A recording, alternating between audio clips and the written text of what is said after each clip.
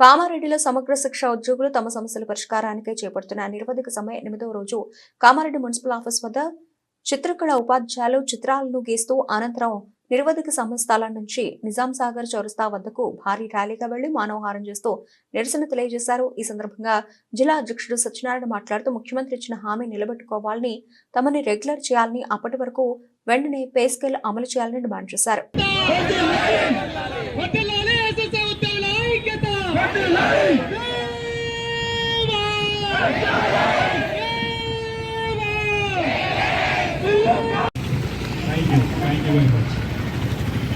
అంటే అన్నట్టు తెలుసో తెలియక కానీ మనం తీసుకున్నటువంటి నిర్ణయం ఈ సమ్మె ఎలాంటి పరిస్థితుల్లో ఉందంటే ఒక కేజీబీలకే కాకుండా ఒక ఎంఆర్సీ స్టాఫే కాకుండా ప్రతి డిపిఓ స్టాఫ్ కూడా ఇప్పుడు మెయిన్ మన పరువు పోకుండా ఉండాలంటే మనం ఏడబ్ల్యూపీసీ చేయాల్సిందే. ఏడబ్ల్యూపీ చేయకపోతే రాష్ట్రం పరువు పోతుంది అక్కడ.